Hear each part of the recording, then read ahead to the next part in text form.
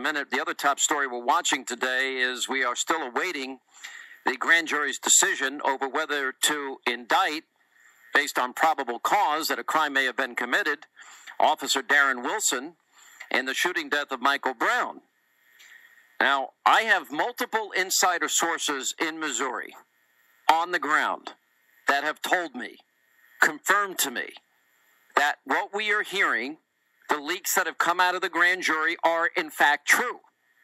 That being that the story that you first heard, that Michael Brown was shot in the back, gunned down, cold blood, white officer shooting unarmed black teen, is absolutely false.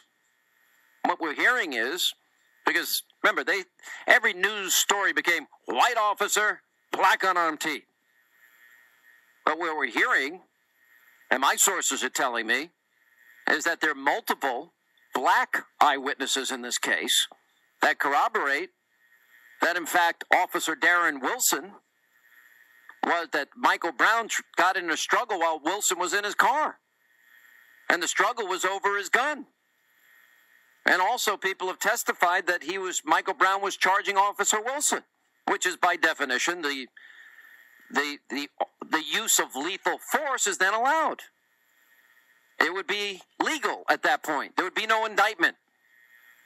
So with all of that as a backdrop, we've got Ferguson activists discussing what their activities are going to be. I'll get into that in a second when we go to Gateway Pundit.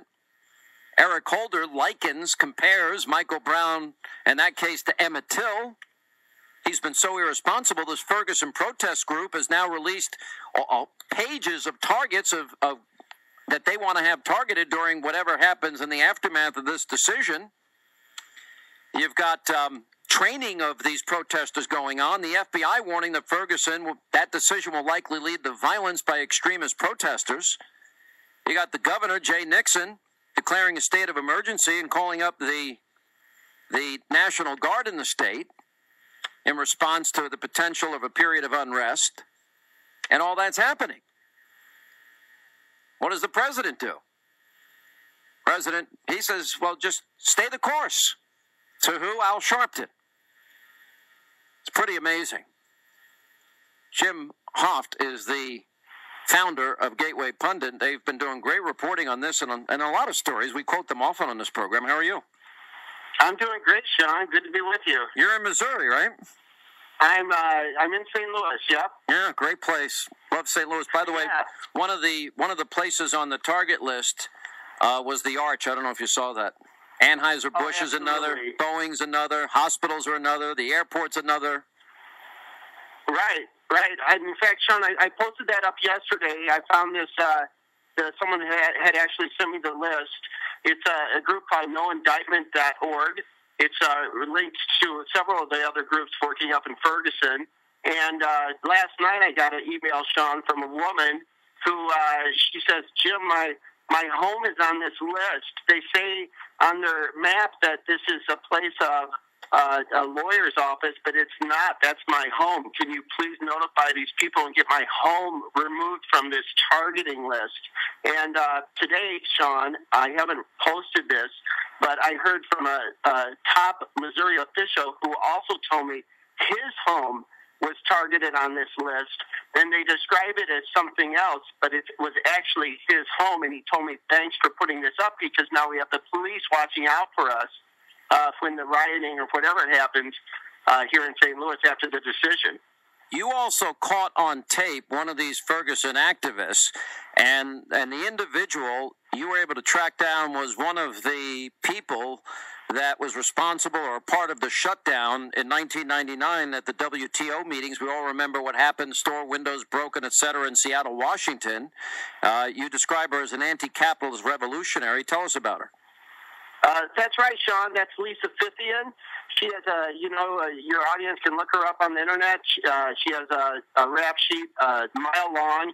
She was in charge of organizing at those World Trade Organization riots back in '99. She also was part of the organizing for the Occupy movement, that violent movement that was setting up pup tents across the country. And now she's in St. Louis. She's held several of these training sessions. I had a couple of friends go this weekend to a couple of the sessions, and she is teaching these people what to do, what to wear, and they're also talking about some what they're planning on doing when the announcement is made. Well, you also caught her on tape. First of all, it's nuts that they have training Right. sessions for these professional activists. She's not from Ferguson, is she? She's from Austin, Texas, Sean. Yeah. Someone's paying for her to be here. I don't know who it is. I'd like to find that out. Absolutely. But she made the comment, and one of your guys caught it on tape, either you or somebody else, that, well, I don't think we need to be on West, is it Florissant? I want to advocate that we go to South Florissant because the people on South Florissant don't look like me. Right. I don't know what her race or nationality is, but the people of West Florissant look like me, and they're with it. So I really don't have anything to protest on West Florissant. So if I'm in the area, I'm going to the Ferguson Police Department. Now, here's what I have heard. My inside sources have told me that there are multiple witnesses, eyewitnesses to the shooting that corroborate Officer Darren Wilson's story. That's why everybody is of the belief, with the leaks that have come out of the grand jury, and I've confirmed that this is, in fact, this testimony has been heard by the grand jury. And remember, the standard's different. You're talking about probable cause of a crime, and that these eyewitnesses corroborate. He's doing rioting. Well, you've got 600 activists now saying and promising that there's going to be civil unrest. I don't know. It's really frightening. Anyway, great reporting, Friday. Jim. Appreciate it. Jim Hoft, Gateway Pundit. Thank you for being with us.